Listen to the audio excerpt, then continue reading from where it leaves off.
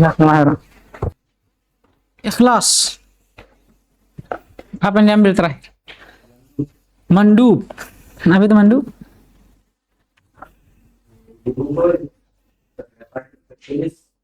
Apa ya? Dibalas pahala jika dilakukan dan tidak dilakukan. Baik, beliau membawakan definisi dengan hukumnya, dengan menyebutkan hukum dan asarnya. Adapun definisinya secara istilah, hakikatnya Apa yang diperintahkan di syari tidak bisa. tidak di atas al-ilzam. Baik. Samping. Enggak, belakang itu. Siapa nama lagi? Fastaqim kama umirta. Yang lain dari Mandub. Apa itu? Al-mustahab. Yang lain lagi? As-sunnah. Apa itu as-sunnah? jalan. Iya. Apa bahasa Arabnya? Oke. At-tariqah. Baik. Secara Istilah itu apa yang dilakukan dalam pahala. itu juga yang beliau sebutkan ya. Iya. Secara bahasa memang dia adalah tariqah. Nah, bahkan disebutkan oleh Sahibul Misbah Al-Munir, iya, as-sunnah hiya tariqah mahmudatan kanat an madhmumah. Itu dia sunnah. Dia mutlak jalan, terpuji atau tidak. Tapi penggunaannya secara istilah itu dikhususkan untuk apa yang dilakukan lil mutabah. Berarti dia tariqah mahmudah atau madhmumah? Mahmudah. Baik. Sampingnya siapa lagi nama tak? Arjun. Nafil. Apa itu nafil? Ya, tambahan dari kadar wajib, dari amalan dan ibadah. Dan di dalam nafil ini ada masalah. Apa yang kita sebutkan kemarin? Al-Qadi mengatakan tidak ada perbedaan antara tumanina pada sujud dan rukun. Hah? Al-Qadi mengatakan tidak ada perbedaan antara kenapa ada rukun? Hah? Tumanina. Iya, Al-Qadi itu membawa sebuah masalah, yaitu pada masalah tumaknina. Kenapa di tumaknina itu? Dan sujud. Pada ruku dan sujud. Iya, kenapa dia? Tidak ada perbedaan. Jadi itu di wajib. Iya, Al-Qadi mengatakan tumaknina dalam ruku dan sujud dalam sholat itu kan ada kadar wajib, ada kadar tambahan yang merupakan nafil atau sunnah di situ. Untuk Al-Qadi di sisi beliau nafil yang seperti ini itu namanya nafil ghairu mutamayyiz, yang tidak bisa dibedakan dengan yang wajibnya. Di sisi Al-Qadi dia menganggap ini juga wajib. Ada enggak pendapat lain, saudara? Berbeda dengan muridnya. Berbeda dengan muridnya. Siapa itu? Al-Khattab. Hah? Khattab. Al-Khattab? Abul Khattab. Iya. Dia mengatakan apa? Di sunnah. Iya, tetap. Dia itu nafil. Iya. Dan setiap dari keduanya ini memiliki hujjah. Al-Qadi mengatakan, kenapa dia anggap itu wajib? Ya karena tidak bisa dibedakan dengan yang wajib. Paham ini? Sedangkan Abul Khattab dia mengatakan tetap nafil. Paham ini? Tetap nafil. Ya. Adapun dia tidak bisa dibedakan dengan wajib, itu zahirnya. Tapi hakikatnya bisa. Tergantung siapa yang melaksanakan. Dari sisi apa? Dari sisi dia bisa meninggalkan kadar nafilnya. Dia hanya mencukupkan dengan kadar wajibnya saja. Jadi tetap nafil. Paham ini? Tapi apa yang disebutkan oleh muallif rahimahullah di sini itu seperti jalan keluar dari perselisihan yang terjadi atau silang pendapat yang terjadi antara Al-Qadi Abu Ya'la Al-Hambali dengan muridnya Abul Khattab. Apa kata beliau? Apa kata muallif di sini? Ketika beliau menjelaskan maksud dari perkataan Qadi yang mengatakan bahwa nafil yang ghairu mutamayyiza anil wajib itu wajib. Apa kata beliau di sini? Iya ya enggak, maksudnya apa maksudnya? Coba Abdullah bantu dulu. Abdullah dari tadi mau sekali menjawab. Bismillah Abdullah. Yang ini maksudnya dia dibalas dengan Aywa, maksudnya hukumnya tetap nafilah. Hanya saja pahala yang dia dapatkan pahala wajib. Sekarang saya tanya ke Abdullah, adakah bedanya itu pahala nafilah dengan wajib? pasti ada. Pasti ada. Bah, ini ilmu yakini luar biasa. Pasti ada. Adakah dalil yang antum tahu? Ini faedah tambahan saja. Allah Allah. Dalilnya itu firman Allah SWT dalam hadis qudsi kan? Ma yataqarrabu ilayya abdi. Nah, bisyai'in ahabbu ilayya mimma aftaradtuhu alaih. Nah, tidaklah seorang hamba yang mendekatkan diri kepadaku dengan sesuatu yang lebih aku cintai melebihi apa? Mereka yang mendekatkan diri dengan apa yang aku wajibkan. Baru setelah itu Allah berfirman, "Wa ma yazalu al-'abdu yataqarrabu ilayya bin nawafil hatta uhibbah." Dari dalam hadis ini para ulama di antara mereka ada yang mengambil istinbat itu tadi bahwa amalan wajib itu memiliki pahala yang lebih besar daripada amalan yang sunnah. Dan dari masalah ini juga kita bisa mendapatkan faedah bahwa an-nafl terbagi menjadi dua. Ada nafl mutamayyiz anil wajib dan ini asalnya. Tapi ada juga nafl yang ghair mutamayyiz anil wajib. Adapun an-nafl al-mutamayyiz anil wajib ini sepakat. Tidak ada masalah di dalamnya. Yang bermasalah itu di dalamnya itu tadi yang kedua, an-nafl ghair mutamayyiz anil wajib. Pembahasan terakhir. Siapa nama kita? Selalu lupa. Hah? Abdul Fatir. Cuma antum yang pakai nama nih? Nama apa bahasanya itu? Nama ta'abbudiyah itu. Namanya apa bahasanya itu? Yang pakai Abdu itu. Antum sama Abdul Qahir. Enggak, maksudnya saudaranya nih di klannya. Kan Ramadan Abdul Qahir ya, bukan Qohardi, Qahir. Baru Abdul Fatir. Apa pembahasan terakhir Abdul Fatir? Iya, di antara nama lain dari mandub ada al-fadilah dan al-afdal. Siapa yang terakhir baca? Tunjuk. Yang belum pernah. Ewa. Antum khalilnya?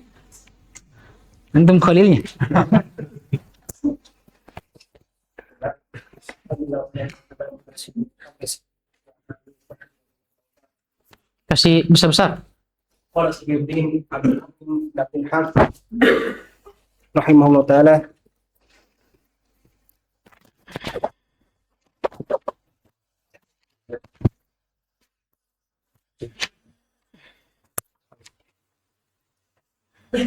al-madhhur wa huwa lughatan al-mamnu' wal haramu bima'nahu wa huwa diddul wajib ma yu'aqabu ala fi'lihi wa yusabu ala tarkihi walidhalika yastahillu qawnu syai'in al-wahidi bil 'ain wajiban wa haraman kasolati fid daril maqsubati fi asahhil riwayatain wa inda man sahaha an-nahyu imma an yarji'a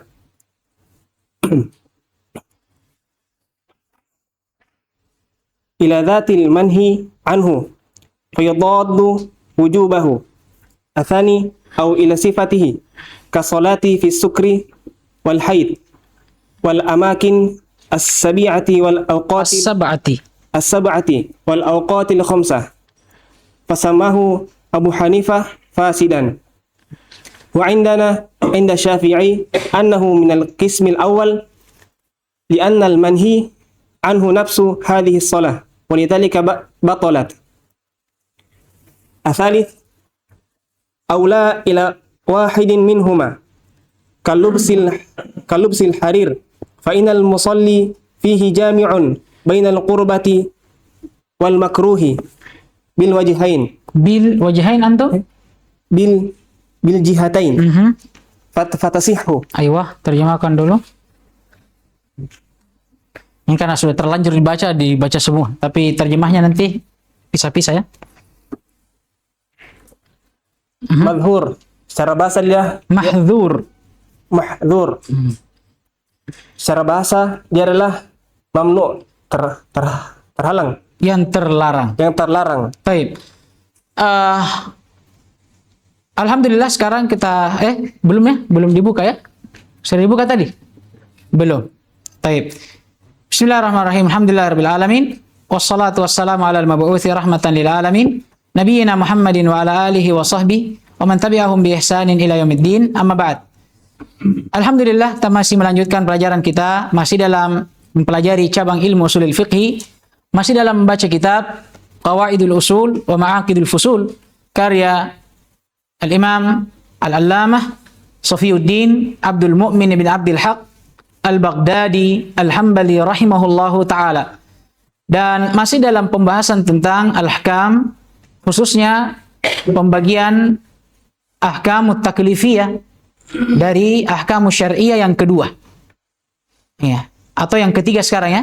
Kemarin kita sudah selesai dari ahkam taklifiyah yang kedua, yaitu al-mandub. Dan insyaallah ta'ala di pertemuan kali ini kita akan masuk dalam al-ahkam at-taklifiyah yang ketiga, yaitu al-mahdhur. Baik, karena tadi afwan ya. Terutama untuk qori karena belum dimulai, ya terpaksa dibaca ulang. Antum baca sampai ala tarkihi. Atau antum baca saya dulu sampai mamnu. Yang ketiga, al-madhur. Madhur secara bahasa dia adalah terlarang. Ya. Al-mahdhur kata beliau secara bahasa al-mamnu'. Hanya disebutkan oleh orang Arab itu hadarahu syai' ay mana'ahu. Hadarahu syai' ay mana'ahu anhu. Itu artinya al-mamnu'.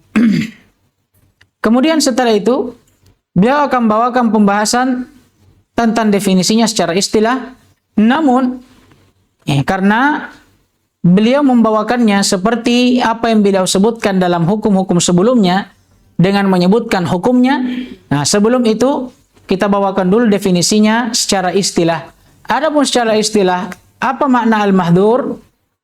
Manaha anhu syari' ala wajhi al-ilzam bitarki. Apa yang dilarang oleh syariat di atas bentuk pengharusan untuk meninggalkannya. Paham ini? Ya, keluar darinya wajib dan mandub. Kenapa? Karena wajib dan mandub dia ma'murum bihi ma. Nah, sedangkan mahdhur dia manhiun anhu, bertolak belakang. Keluar juga darinya al-mubah. Kenapa? Karena al-mubah dia ma la ta'allaqa bihi amrun wala nahyun. Dia tidak berkaitan dengan perintah ataupun larangan. Kemudian dari ucapan ala wajhi al-ilzam, keluar darinya al-makruh. Kenapa? Karena walaupun makruh dia manhiyun anhu, hanya saja nahi pada makruh itu la ala wajhi al-ilzam, tidak di atas bentuk pengharusan, berbeda dengan al-mahdhur yang dimana larangan yang terkandung di dalamnya itu di atas bentuk pengharusan. Lanjut. Dan haram bermakna lawan dari wajib, yaitu la wal haramu. Baca dulu. Wal haramu bima'nahu, Artinya? dan haram semakna dengannya. Aywa. Ini faedah. Setelah beliau sebutkan definisi tentang al-mahdhur, kata beliau wal haramu bima'nahu. Ya, demikian pula kata al-haram itu semakna dengan al-mahdhur.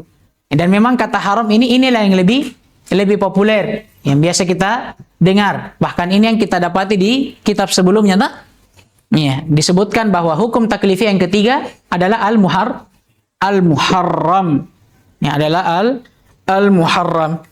Tapi di sini ada faedah disebutkan oleh Syekh Abdullah Fauzan di dalam syarahnya Taisir Al-Wusul. Kata beliau, wa hadza bi'tibari taqsimi al-ahkam at-taklifiyah.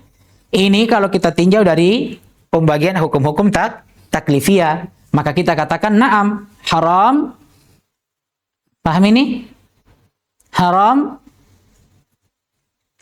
itu semakna dengan al-mahdhur. Taib.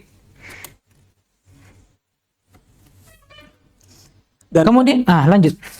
dan haram adalah lawan dari wajib, yaitu apa yang diikop atas pelakunya dan diganjar pahala dan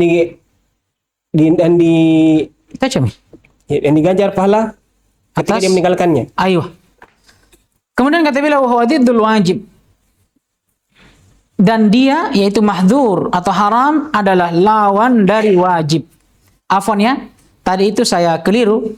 Ta'liq yang saya bacakan tadi itu bukan pada definisi mahdzur dengan haram. Tidak. Dia di sini. Kata Syekh Abdullah Fauzan, antum tinggal rubah nomornya saja toh. Ta'liqnya. Dia di sini. Kata beliau, dia lawan dari wajib. Ai bi'tibari taqsimil ahkami taklifiyah. Kalau dilihat dari pembagian hukum taklifiyah, kita katakan na'am. Haram memang lawan dari wajib. Tapi kalau kita lihat asal pengitlakannya, maka kita dapati haram ini diddul halal. Kata beliau wa illa, adapun pada asalnya pengitlakan al-haram, kata beliau diddul halal. Itu lawan dari halal. Dalilnya firman Allah SWT, wala taqulu bima tasifu alsinatukumul kadhiba hadza halalun wa hadza haram. Paham ini? Allah pasangkan halal dengan haram, menunjukkan bahwa haram itu lawan dari halal. Itu asal pengitlakannya. Amin. Tapi untuk pembahasan kita di sini, yaitu pembahasan tentang hukum taklifi, maka yang diinginkan dengan haram itu lawan dari halal. Barulah beliau sebutkan. Terus kalau begitu apa definisinya? Ya, karena dia lawan dari karena dia lawan dari al-wajib. Sedangkan wajib sebelumnya telah disebutkan definisinya. Ma yusabu ala fi'lihi wa yu'aqabu ala tarkihi. Berarti muharram lawannya. Paham ini? Ma yu'aqabu ala fi'lihi wa yusabu ala tarki. Lawannya persis. Paham ini? Kalau wajib artinya sesuatu yang diganjar pahala bagi siapa yang melakukannya dan berhak mendapatkan dosa bagi siapa yang meninggalkannya, haram lawannya. Berhak mendapatkan dosa bagi siapa yang melakukan dan berhak untuk mendapatkan pahala bagi siapa yang meninggalkannya. Paham ini? Baik. Dan di sini ya sudah lewat ya berulang kali hal yang perlu diperhatikan, yaitu pada ucapan beliau ma yu'aqabu ala fi'lihi, bahwa perbuatan yang haram itu adalah perbuatan yang yang diikop bagi siapa yang melakukannya. Ini perlu ada kata yastahiq ya, sebagaimana ya apalagi namanya yang dimaklumi di tengah-tengah ahlus sunnah wal jamaah, di tengah-tengah akidah ahlus sunnah wal jamaah. Kenapa? Karena siapa yang melakukan keharaman memang itu dosa, tapi pelaku dosa itu berada tahta masyiatillah. Kata Allah Subhanahu wa taala, wa yaghfiru ma duna dzalika liman yasha. Amin. Menunjukkan bahwa pelaku dosa, bahkan dosa besar pun sekalian, selama itu bukan kesyirikan, maka tahta masyiatillahi subhanahu wa ta'ala. Demikian pula pada ucapan beliau wa yusabu ala tarkihi, ini perlu ada kata imtithalan, karena tidak setiap orang yang meninggalkan keharaman akan mendapatkan pahala, melainkan yang bisa mendapat pahala dari keharaman yang ditinggalkan hanya mereka yang meninggalkannya dengan imtithalan. Apa arti imtithalan? Singkatnya bisa kita katakan ta'abbudiyan wa taqarruban ilallah subhanahu wa ta'ala. Paham ini? Dia tinggalkan keharaman itu murni. Paham ini? Sebagai bentuk ibadah dan ketaatannya kepada Allah Subhanahu wa taala. Karena dia yakin itu adalah ibadah, dia yakin dia dapat pahala dan seterusnya. Paham ini? Adapun tanpa imtisal maka tidak mendapatkan pahala. Apalagi kalau dia tinggalkan. Paham ini? Ya. Kalau dia tinggalkan itu hanya karena dia tidak mampu atau hanya karena ada penghalang, padahal dia sudah tempuh sebabnya. Ini bukan lagi tidak dapat pahala ini, tapi justru mendapat dosa. Dan di sini ada kalam yang bagus ya dari Syekh Muhammad bin Shalih Al-Utsaimin dalam syarahnya terhadap matan ini. Kata beliau, "Hadza laisa ala itlaqihi." Hal ini tidak di atas kemutlakannya. Artinya, ucapan beliau, siapa yang meninggalkan keharaman akan dapat pahala, kata beliau, ini tidak bisa diartikan di atas keumuman maknanya. Kenapa? Kata beliau, li'anna tarikal mahdhur, karena orang yang meninggalkan hal yang haram, yang qasimu ila arba'ati aqsam. Wah, Masya Allah. Terbagi menjadi 4 bagian, 4 bentuknya. Yang pertama kata beliau, man tarakahu li'annahu lam yatra'a ala qalbihi itlaqa. Ada orang yang meninggalkan keharaman, tidak melakukannya karena memang lam yatra' ala qalbihi itlaqa. Tidak pernah memang terbesit di kepalanya perbuatan haram itu. Paham ini? Maka karena itu dia tidak melakukannya. Paham tidak ini? Maka untuk bentuk pertama ini kata beliau, fahada la yusabu wa la yu'aqab. Untuk bentuk yang pertama ini tidak ada pahala, tidak juga diiqab. Yang kedua kata beliau, man tarakahu makhafatan minallah wa ta'dhiman lahu. Orang yang meninggalkan keharaman karena takut kepada Allah dan karena ta'dhiman lahu, membesarkan dan mengagungkan Allah Subhanahu wa taala. Untuk bentuk yang kedua ini, inilah yang dimaksud di dalam pembahasan ini. Kata beliau, fahadha yusabu alaihi. Inilah yang didapat, yang akan diganjar dengan pahala. Dalilnya kata beliau, hadis masyhur, hadis arba'in, riwayat Bukhari Muslim. Rasulullah SAW bersabda, man hamma bisayyi'atin falam ya'malha katabahallahu lahu hasanatan kamilatan. Siapa yang telah berhimmah, maksudnya dia berniat untuk melakukan dosa dan maksiat, tapi dia tinggalkan, paham ini? Maka dia akan dicatatkan satu kebaikan yang sempurna. Tapi ingat, ditinggalkan yang dimaksudkan di sini, dia tinggalkan memang karena takut. Awalnya dia berniat, tapi dia ingat, subhanallah, astagfirullah, dosa saya kalau saya lakukan ini. Dia tinggalkan. Ini dia tinggalkan karena apa? Makhafatan minallah wa ta'dhiman lahu. Amin. Apa balasannya? Dapat pahala. Kemudian yang ketiga, kata beliau, man tarakahu ajzan anhu.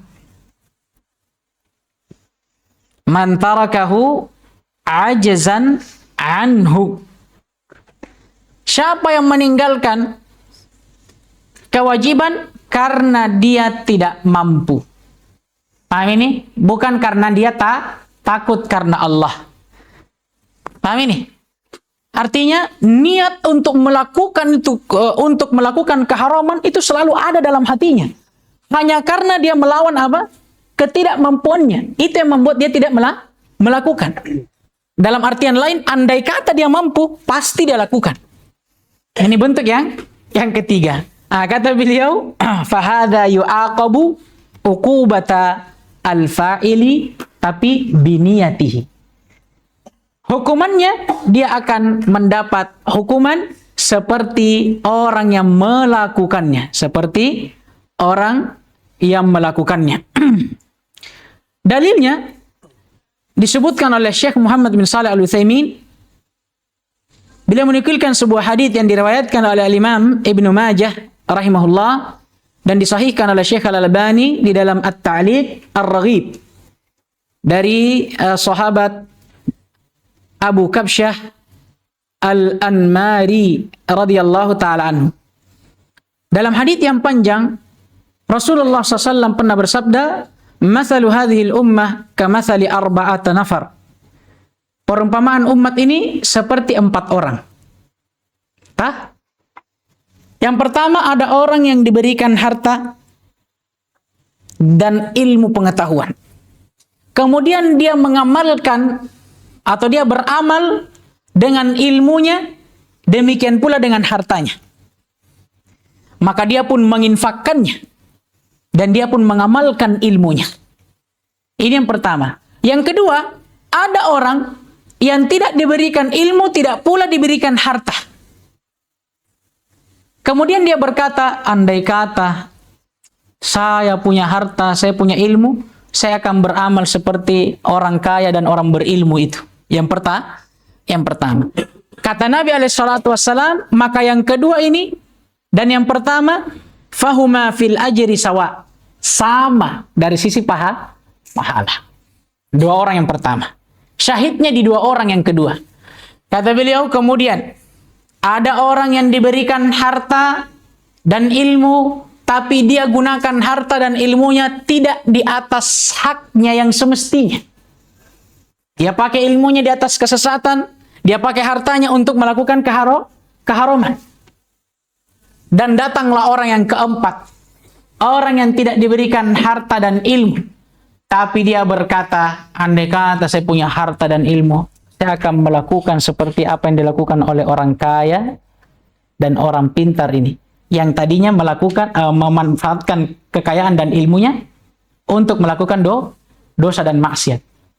Ini kata Nabi, untuk 2 orang yang terakhir ini, fahuma fil wizri sawa. Sama dari sisi dosanya. Syahidnya yang mana? Orang yang keempat tadi, itu dikatakan sama dosanya dengan orang yang ketiga, yang melakukan dosa dan maksiat, itu hanya karena apanya? Niatnya saja. Boy, andai kata saya pasti saya lakukan ini. Nah ini, kalau Syekh Ibnu Utsaimin dia mengatakan seperti orang miskin, orang fakir, tidak punya apa-apa. Tapi dia lihat orang kaya yang bisa beli khamr. Dalam hatinya selalu tertanam, boy, saya andai kata saya kaya ini, saya beli khamr ini. Tapi tidak pernah dia lakukan. Paham ini? Karena miskinnya dia. Pertanyaannya sekarang, apakah dia dapat dosa atau dapat pahala atau tidak ada sama sekali? Dia dapat dosa. Bentuk yang keempat, man tarakahu ajzan anhu. Mirip dengan yang ketiga, tapi untuk yang keempat ini ma'afi'lil asbab. Bersamaan dengan dia telah melakukan sebab. Kalau yang ketiga tadi, dia ajaz. Paham ini? Betul-betul tidak mampu. Paham ini? Tidak juga melakukan sebab. Hanya saja niat dan himmahnya untuk melakukan itu selalu ada dalam hatinya. Maka dia diganjar dosa orang yang melakukan. Tapi dari sisi niatnya. Untuk yang ketiga ini, dia meninggalkan keharuman juga karena tidak mampu. Tapi dia telah melakukan sebabnya. Kata beliau di sini, fahadha yu'aqabu uqubatal fa'ili. Maka ini sama dengan yang ketiga. Dia juga diikop dengan ikopnya orang yang melakukan. Kenapa? Karena sebab yang telah dia usahakan. Dalilnya, sabda Nabi SAW, idhal taqal musliman bisayfaihima falqatil wal maqtul finnar. Kalau ada 2 orang muslim yang saling bertemu dengan kedua pedangnya, maksudnya masing-masing membawa pedang, saling tebas ini, maka kata Nabi, yang mati dan yang membunuh kedua-duanya di neraka. Kalau yang membunuh wajar saudara, tapi kalau yang dibunuh ini sudah dia dibunuh di neraka juga. Makanya para sahabat bertanya, wa ma balul maqtul ya Rasulullah, kenapa kodong itu yang dibunuh bisa masuk neraka? Kata Nabi SAW, li'annahu kana harisan ala qatli sahibi. Karena sebelumnya dia juga punya niat. Bahkan kata Nabi harisan. Dia punya niat dan tekad untuk membunuh saudaranya. Itu kalau tidak, itu tidak berparang. Masalahnya dua-dua berparang. Tiba-tiba ini yang satu karena mati dikatakan boleh tahu wah fisabilillah. Padahal tadi itu andai kata bukan dia yang mati, mungkin dia yang bunuh orang. Paham ini? Nah, karena dia sudah lakukan sebab, dia bawa parangnya, itu kan sebab itu. Hanya karena dia tidak jadi, karena dia tidak mampu, tidak mampu untuk menang, tetap dapat dosa. Kenapa? Karena sebab yang dia lakukan. Ini faedah, Masya Allah. Kemudian kata beliau, lanjut. Walidzalika yastahillu kaunu syai'il wahidi bil 'ain wajiban haraman ka salati fi daril maqsubati fi asahil riwayatain. Baik, terjemahkan dulu. Maka karena itu diikutkan kabar Yastahilu. Istahala yastahilu, mustahil. Maka oleh karena itu Tidak mungkin. tidak mungkin keberadaan salah satu Bukan salah satu. Keberadaan sesuatu pada zatnya. mustahil keberadaan suatu pada zatnya wajib dan haram seperti pada solat pada daril maksubah, Daril maksubah, tanah rampasan. pada tanah rampasan, pada di dalamnya La, fi asahhir riwayatain, pada salah satu riwayat yang paling sahihnya. Di sini beliau membawa sebuah masalah bercabang dari apa yang beliau sebutkan sebelumnya, bahwa al-mahdhur atau al-haram itu biddul wajib. Yang namanya mahdhur, muharram, haram itu lawannya wajib. Artinya kalau dibilang haram berarti bukan wajib, tidak wajib. Kalau dibilang wajib berarti bukan haram. Paham ini? Bisa enggak kalau saya mengatakan salat itu wajib tapi haram? Enggak bisa, karena wajib itu artinya tidak haram. Bisa juga enggak kalau saya mengatakan minum khamr itu haram tapi wajib? Caranya itu karena enggak mungkin, karena artinya haram itu berarti tidak wajib. Sekarang beliau takrir. Falidzalika, kalau begitu yastahilu kaunu syai'il wahidi bi'ainihi. Tidak akan mungkin ada sesuatu pada zatnya dia berada dalam keadaan wajiban haraman. Dia wajib sekaligus dia haram juga. Mungkin tidak? Tidak. Itu diambil dari apa yang beliau sebutkan. Karena yang namanya haram diddul wajib. Wal aksu bil aksi. Demikian pula sebaliknya. Kalau begitu haram juga wajib juga lawan dari haram. Paham ini? Yang disebutkan oleh Syekh Ibnu Utsaimin, li'annahuma diddan. Karena keduanya ini adalah dua hal yang saling berlawanan. Wala yajtami'u ad-diddani fi asy-syai'il wahid. Atau kama qala rahimahullah. Dan tidak akan mungkin bersatu antara dua hal yang saling berlawanan pada satu hal, pada zatnya. Kemudian kata beliau, wa inna man sahha. Tunggu dulu. Kemudian kata beliau, kasolati fid daril maksubah. Beliau bawakan contoh dari masalah ini. Seperti salatnya seseorang yang dia dirikan atau dia lakukan pada tanah rampasan. Ini kenapa bisa?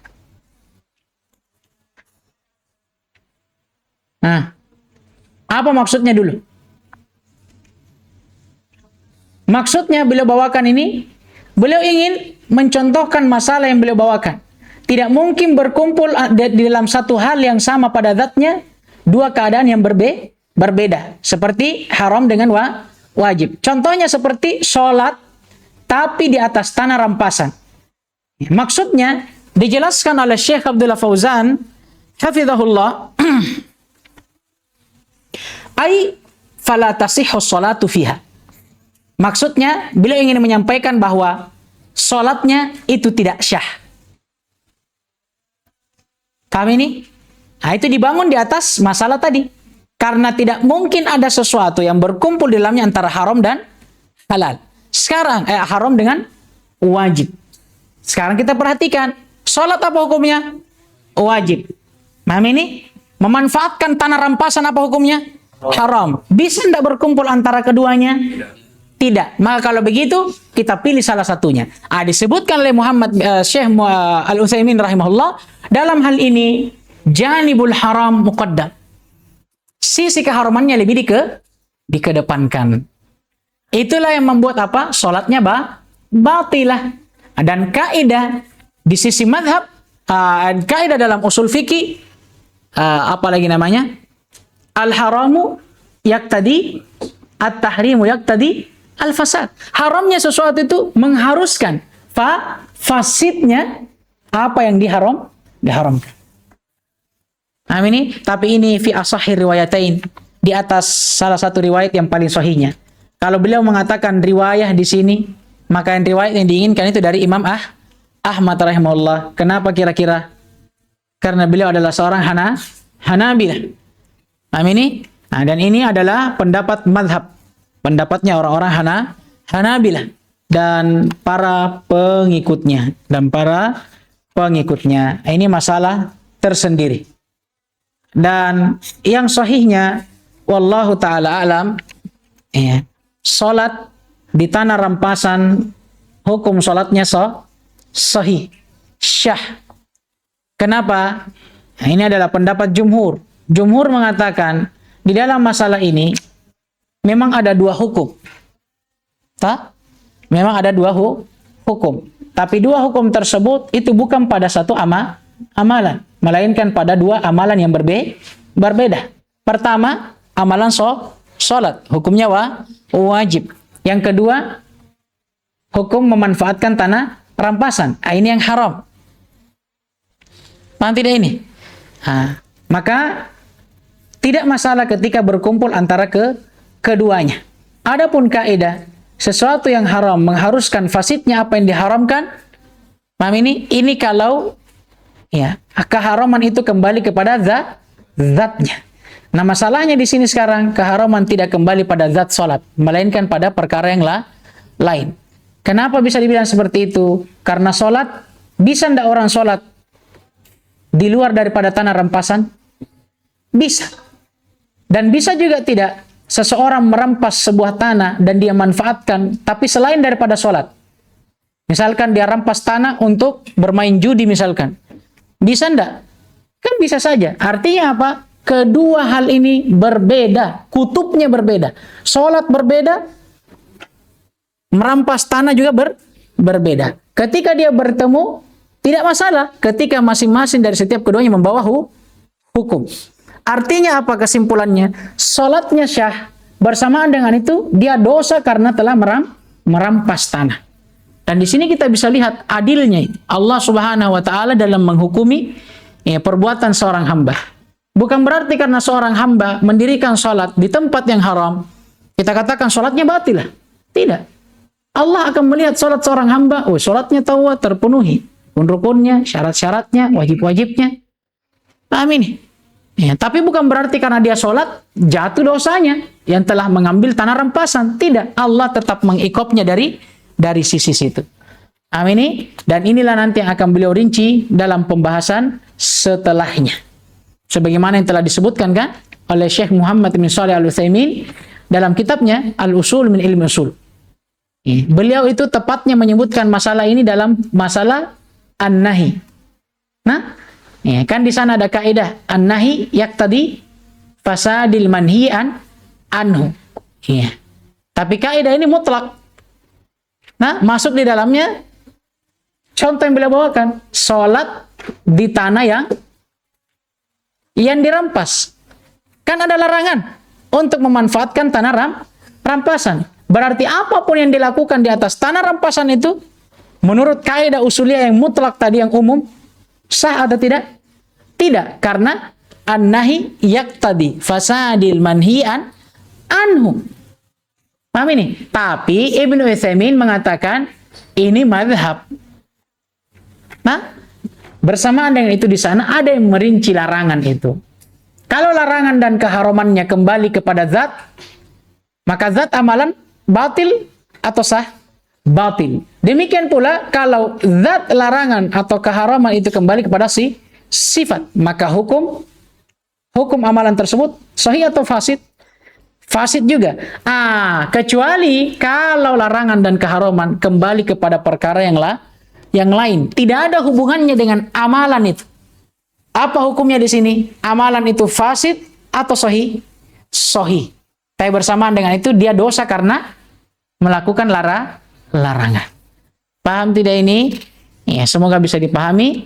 Adapun pembahasan yang tersisa kita akan ambil besok. Dan mungkin bagi yang belum paham, kita akan ulang penjelasan dari masalah ini ya. Mulai dari kata beliau, falidzalika yastahilu kaunu syai'i al-wahid bil ain. Wajiban haraman. Kita akan mulai dari situ. Naktafi bihadza al-qadr. Subhanakallahumma bihamdik. Asyhadu an la ilaha illa anta. Astaghfiruka wa atubu ilaik. Waffaqallahu al-jami' lima yuhibbuhu wa yarda. Bitinul akhirati wassalamah. Innahu waliyadzalika wal qadiru alaihi walhamdulillahi rabbil alamin.